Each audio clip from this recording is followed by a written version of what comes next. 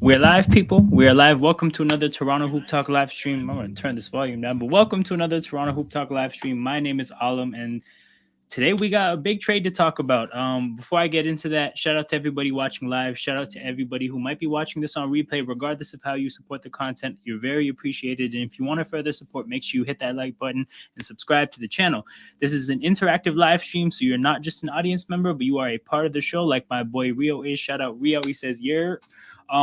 But yeah, so big trade we got to talk about. I'm gonna do it like this. Look, I'm gonna talk about my understanding of what happened, my reaction to what happened, and then where do we go from here.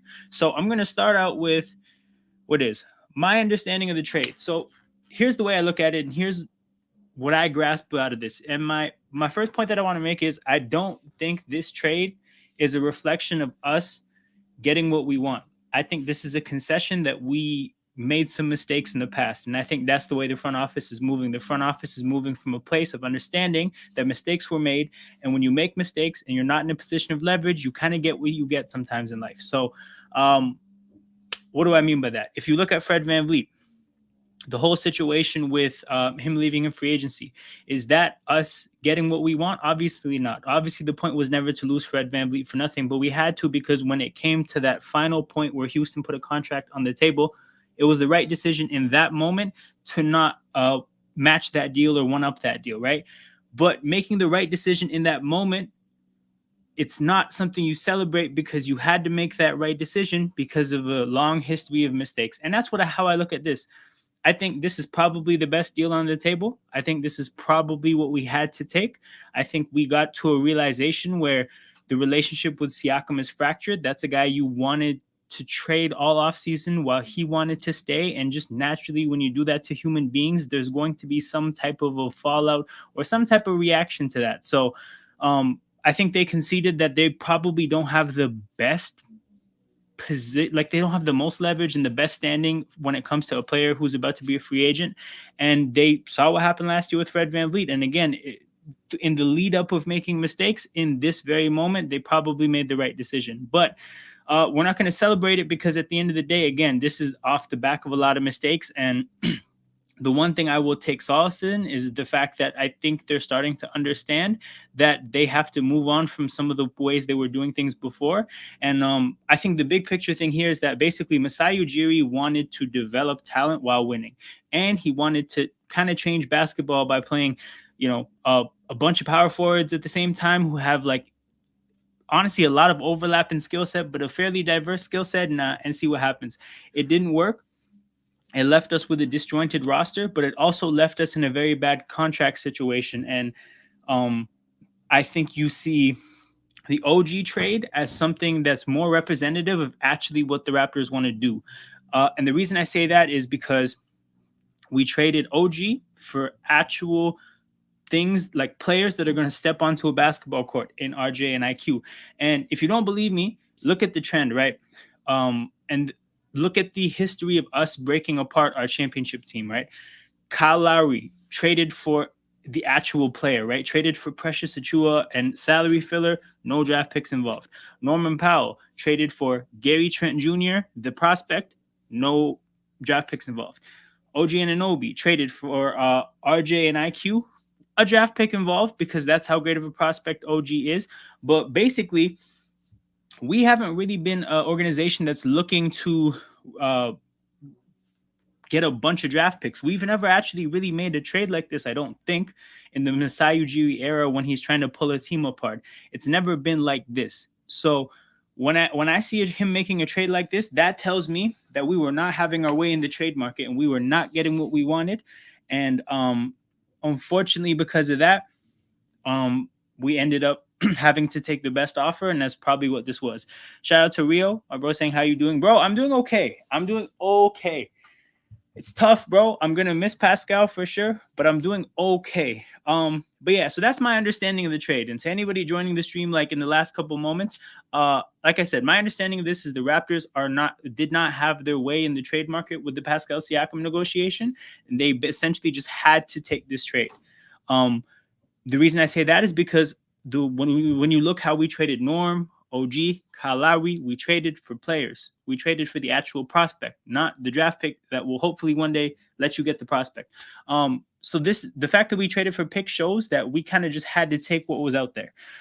Moving on to, as Rio's going to transition me into, do you like the trade? Now, again, part of the reason I wanted to start out by talking about my understanding of what happened is basically so that I can provide context with my feelings about me liking the trade. And the thing is, like, I don't like the trade. I just understand that it's necessary. So, like, obviously, when we traded for RJ and IQ, I was excited by the fact that we got RJ and IQ, right?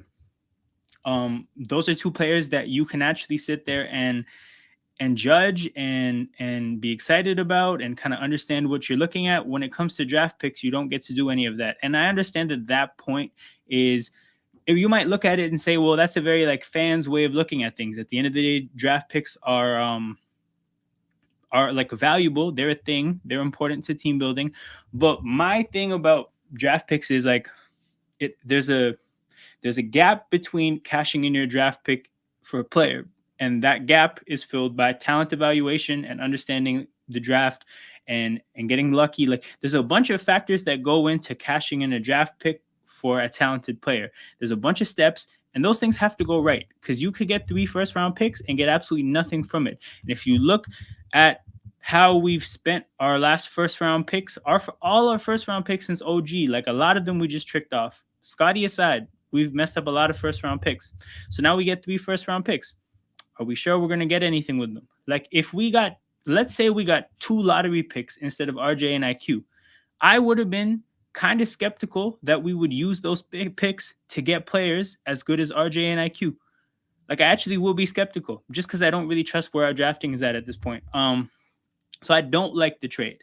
I just understand it's necessary because the relationship is fractured with Pascal Siakam. We just lost Fred VanVleet in free agency. We're not in a position where we can just afford to lose value for nothing. We're also not in a position to pay everybody. Now, if you guys have been watching my content, I broke this down late June, early July. Financially, something had to give, and eventually something did. I still say we should have gotten Smith or Buddy at least 100%.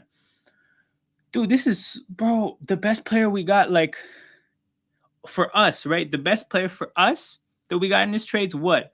Jordan Nwora? Because the thing with Bruce Brown is he is better.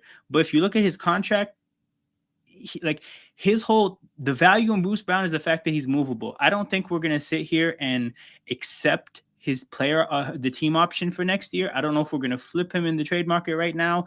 I just don't know. But the point is like, you look at the players and you think Nwora or Kira Lewis in the long term. Maybe you look at Nwora, who I think had last year for the Pacers, he shot the ball well.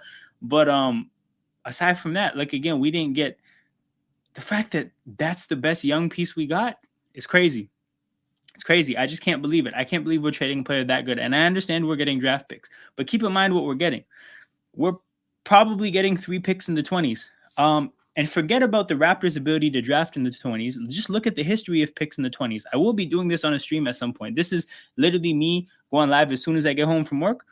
But I will put something together a little bit more well-researched to kind of just discuss about what draft picks in the 20s look like, which is if you have like a 2% chance to net an all-star, right? You got maybe like a 10% chance of getting a starter, and you got like a 40% chance of getting a bench player. Like loose numbers I'm throwing out there, but like picks in the 20s aren't that great. We got 3 picks in the 20s, Akira Lewis, Jordan Nwora. Like, we basically got best case scenario. Those 5 assets are going to turn into 3 bench players, like best case scenario. And again, the fact that we pulled the trigger on this deal is a concession that we messed up. That's what it is. And that's why I know I don't like the trade, but I acknowledge it's necessary because we made our bet already, right? The mistakes that we made in the lead up to January 17th, 2024 have put us in a position where this is what we have to do. And that's why I aligned this trade to the Fred VanVleet departure in free agency, because in that very moment, so whatever that date was, July 3rd, 2023, on that moment, the decision to not match Fred VanVleet's offer that Houston gave him, or the offer Fred VanVleet got from Houston, that was the right decision on that single day. But that decision is a concession that you messed a bunch of things up beforehand. And that's how I look at this trade. It's a trade that I don't like, but I understand the necessity of, just like I didn't like the fact that we lost Fred VanVleet for nothing, but I understood why it was necessary. They're not playing tonight, bro. They're not playing tonight. The trade happened way too close to the game. So yeah, I kind of gave my opinions on like my understanding of the trade, my thoughts on the trade. So where do we go from here? To me, again, my focus is it has to be on draft picks because that's the main thing we got. But my larger thing about draft picks is that we have to get better at drafting. We have to absolutely get better at drafting. I'm going to pull up our draft history now real quick. And I'm sure I'm not teaching Raptors fans anything. Draft.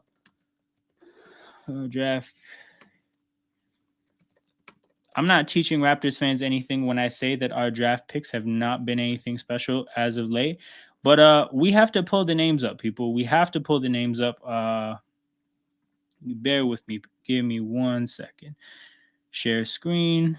Where's the window? Cool. Okay, so this is the larger thing about where do we go here. And I actually think DeJuan Hernandez is a fitting cutoff, right? Because let's move up. So 2017, you see here, 2016 and 2017, you got Pascal Siakam, Jakob Poeltl, OG Anunoby. Those are quality draft picks. Those are awesome draft picks, right? But however, let's create that cutoff there, right? Because 2017 onwards. So we are talking now 7 years ago, because time flies. These are our draft picks in the last 7 years. Now, yes, the first two picks are the pick number 59. That is a very much just you're throwing a dart at your draft board and seeing what lands, right? Cool. The fact that you got nothing out of them, and look, maybe Jalen Harris even looked good for a 59th overall pick, but unfortunately you got nothing out of those picks. Malachi Flynn, 29th overall, bad. David Johnson, Delano Banton, again, 46 and 47, not the greatest picks. Again, very much throwing darts at a board. We didn't do much with those picks. So again, getting not much out of 4 picks in the back 15 of the draft, not the biggest deal, but the bigger issue is that we tricked off the Malachi Flynn pick. Now we get to Scotty Barnes at number 4 overall. Of course, amazing. Awesome, right? Koloko and Grady. Jury's still out on both because we haven't really seen Grady touch a basketball court. And we haven't seen Koloko touch a basketball court since what, like 10 months ago? So the thing is like you can actually sit here and make valid, you can kind of explain in a valid way why all these picks aside from Malachi Flynn are kind of underwhelming.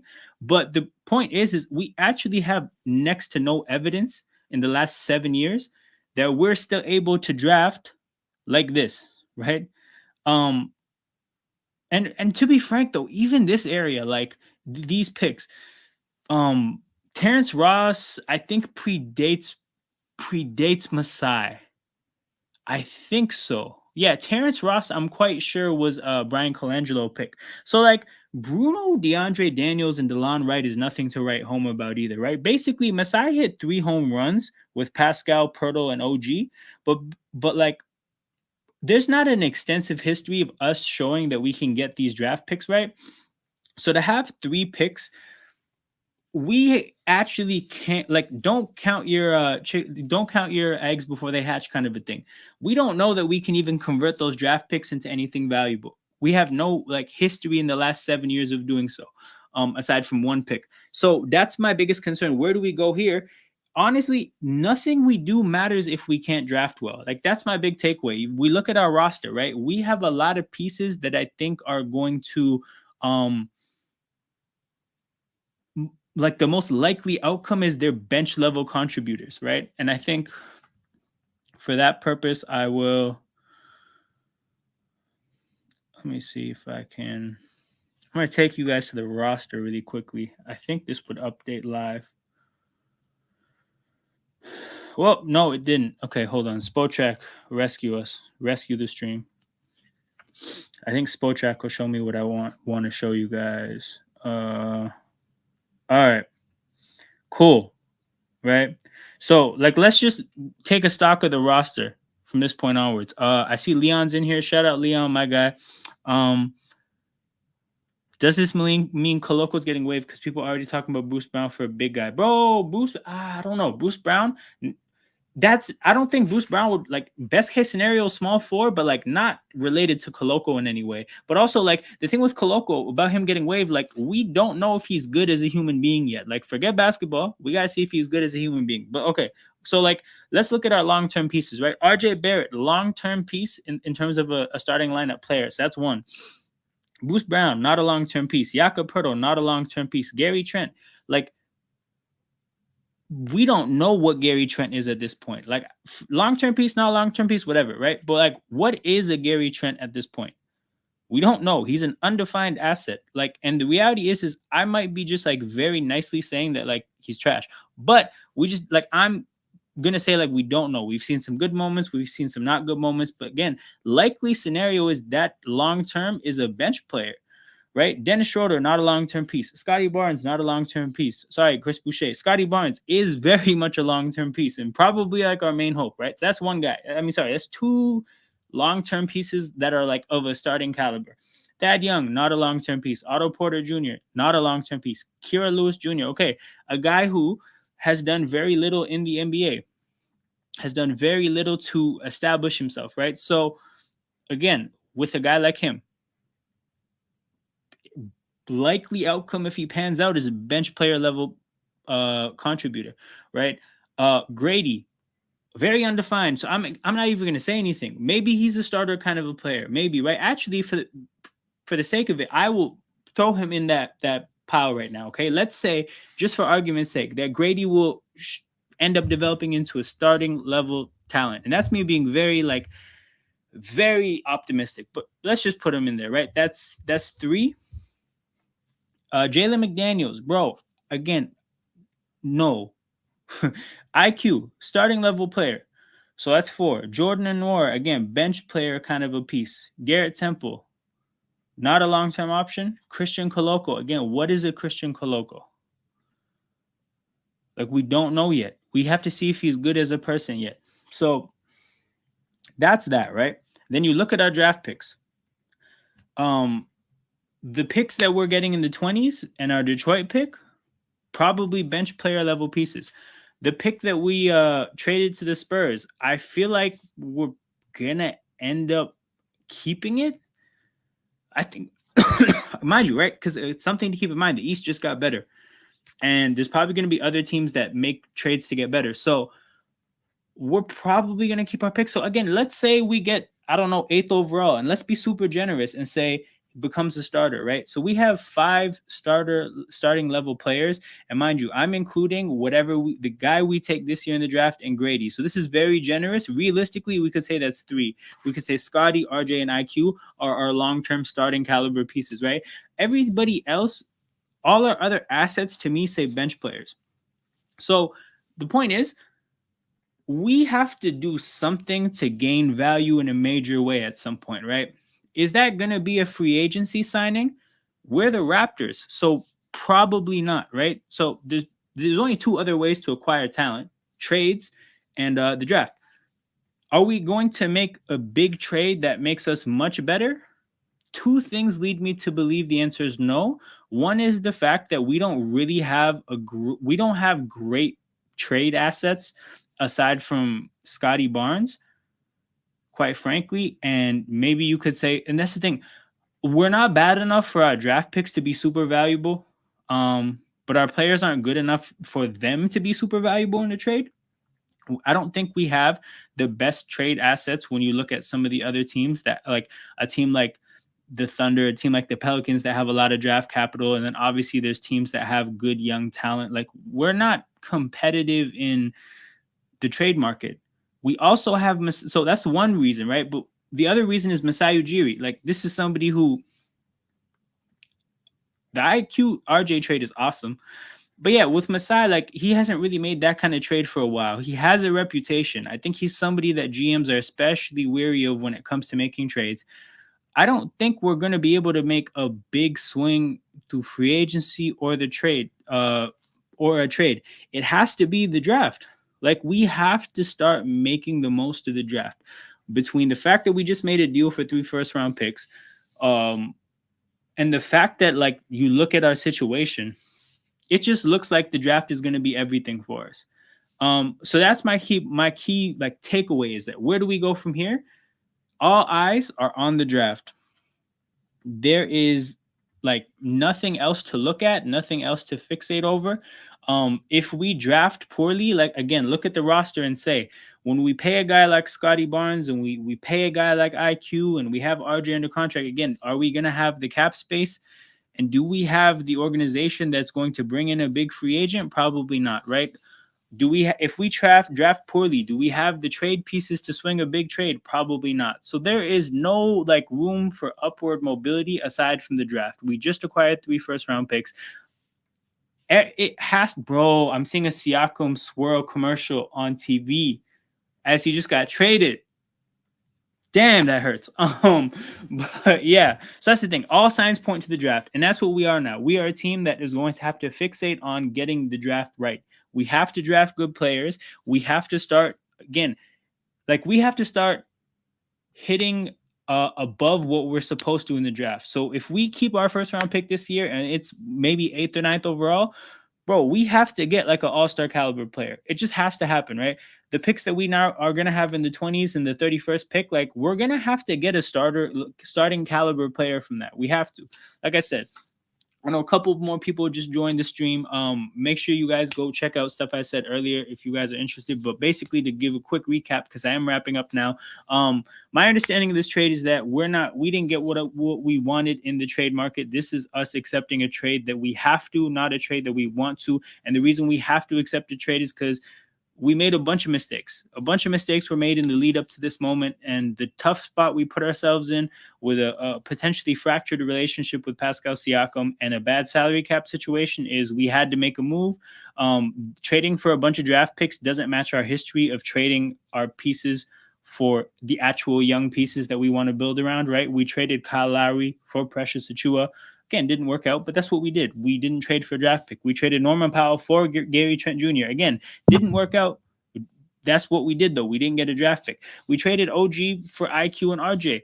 We got a draft pick out of that, but the main assets we got were players. I think that's Toronto's desired way of parting with established talent. And the fact that, honestly, Pascal Siakam, who I think is a better player than all the players that got traded, the fact that we couldn't get that for him shows me that we acknowledge that we messed up. We acknowledge that things didn't work out, and we acknowledge that this had to happen. So that's my understanding of the situation. My thoughts on it are I'm disappointed. I'm underwhelmed. I just understand it's necessary.